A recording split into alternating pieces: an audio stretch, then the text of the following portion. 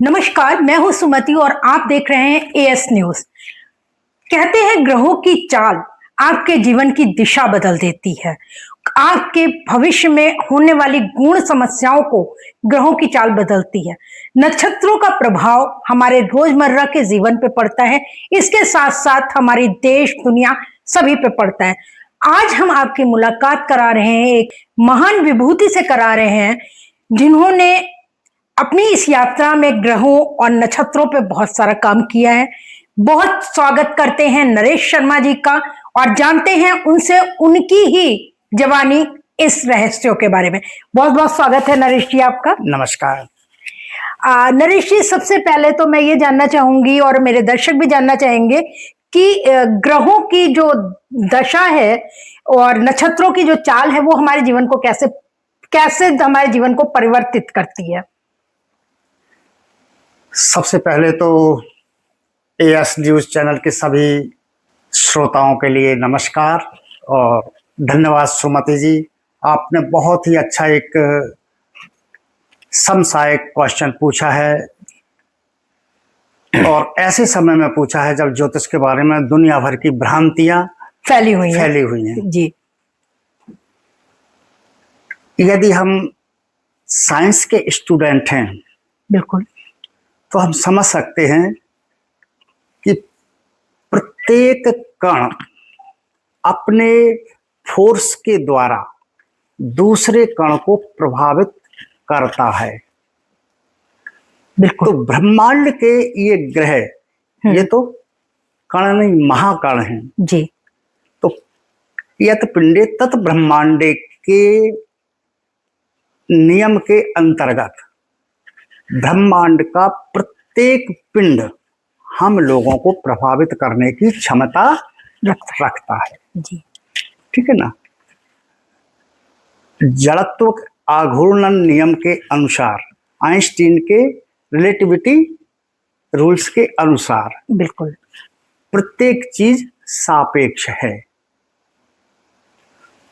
ग्रहों की गतियां पृथ्वी की गतियों से मिलकर के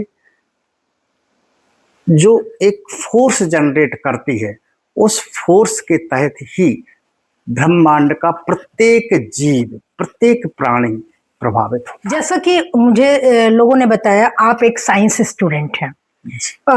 बहुत ये मतलब विरोधाभास होता है कि एक साइंस का व्यक्ति, एक साइंटिस्ट व्यक्ति ग्रहों और नक्षत्रों पे काम कर रहा है, एक महान ज्योतिष है। इस बारे में क्या कहेंगे?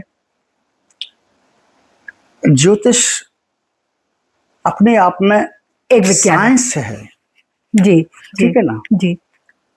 साइंस से जहां साइंस की सीमा समाप्त होती है वहां से ज्योतिष शुरू होता है। बिल्कुल, ज्योतिष में और साइंस में कोई विरोधाभास नहीं है।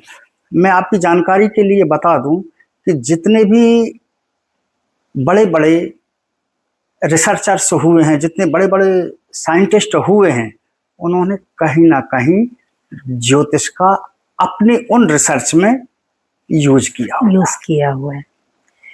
सर, जैसा इस समय जो चल रहा है, बहुत सारे सोशल मीडिया पे आजकल को मुत्ते की तरह ज्योतिष, टेरो कार्ड रीडर और ये सब प्रकट हो जाते हैं। और कई बार ऐसा भी होता है कि लोग कहते हैं, कई लोग, मैं किसी का नाम नहीं ले रही हूँ, एक चल रहा है कि साहब आप तेज पत्ते को पर्स में रख लीजिए, आपके पास मनी आ जाएगी। इससे पहले आने वाले टाइम, मतलब पिछले टाइम में जाते हैं, ये सब चीजें हम लोगों ने कभी सुनी नहीं थी। तो ये क्या भ्रम है या ऐसी भी कोई स्थिति है?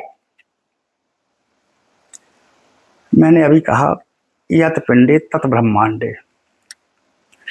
जो कुछ है हाँ, कहीं ना कहीं सत्यता के निकट है, सत्यता के हमको बिलीव करना पड़ेगा। तेज पत्ते से लक्ष्मी आती है या नहीं आती है वो डिफरेंट सब्जेक्ट हो सकता है जी। लेकिन यदि आपने तेज पत्ते पर लिख करके किसी को बोला है कि आप ये कर लीजिए, उसकी मनोदशा उससे परिवर्तित हो जाती है। और ये बताइए, आप एस्ट्रो भाग्य से भी जुड़े हैं, आखिर आपने इसको चूज क्यों किया? हाँ सुमति जी, आपने बहुत अच्छा प्रश्न किया हुआ है। आज डिजिटल वर्ल्ड में, ज्योतिष के डिजिटल वर्ल्ड में बहुत सारे ऐप काम कर रहे हैं। जी नाम लेना उचित नहीं होगा। बिल्कुल बिल्कुल। और आपने पूछा है कि मैंने एस्ट्रो भाग्य ही क्यों चूज किया। जी कई एस्ट्रो ऐप्स पर मैंने देखा है, वहां का यूजर और वहां के एस्ट्रोलॉजर्स के लिए मैं कुछ नहीं कहूंगा, लेकिन वहां का यूजर सिर्फ और सिर्फ अपनी वल्गैरिटी के लिए आता है। बिल्कुल, बहुत सही जवाब आपने दिया है कि मैंने देखा है एस्ट्रो भाग्य पर यहाँ का जो यूजर है जेन्युइन यूजर है, पढ़ा लिखा है, बिल्कुल हाई सोसाइटी को बिलोंग करता है और अपने जेन्युइन क्वेश्चन लेकर के जेन्युइन एस्ट्रोलॉजर को वो वहां चूज करता है। एक चीज। दूसरी चीज, एस्ट्रो भाग्य ने अपने एस्ट्रोलॉजर्स के साथ में जी बहुत अच्छी पारदर्शिता बना करके रखी हुई है। जी एस्ट्रो भाग्य और यूजर और एस्ट्रोलॉजर, ये जो तीनों कंटेंट हैं, तीनों कंटेंट के बीच में बहुत अच्छी पारदर्शिता है। इसलिए मैंने एस्ट्रो भाग्य को चूज किया है। और मैं अपने सभी एस्ट्रोलॉजर्स बंधुओं से निवेदन भी करूंगा और उनको एडवाइस भी देना चाहूंगा कि वल्गैरिटी को छोड़ें, जेन्युइन एस्ट्रो ऐप को अपनाएं, एस्ट्रो भाग्य को अपनाएं, लोगों का कल्याण करें। तो जैसा कि नरेश जी ने कहा कि एस्ट्रो भाग्य को अपनाएं, वल्गैरिटी को छोड़ें। बिल्कुल, इस समय अभी तक हम लोग देखते थे मूवीज वगैरह में वल्गैरिटी होती है, लेकिन आज सोशल मीडिया भी वल्गैरिटी का एक बहुत बड़ा प्लेटफॉर्म बनता जा रहा है। तो वल्गैरिटी छोड़ें, अपने जीवन की सच्चाई की तरफ जाएं और जैसा कि नरेश जी ने बताया एस्ट्रो भाग्य को चूज करें। धन्यवाद।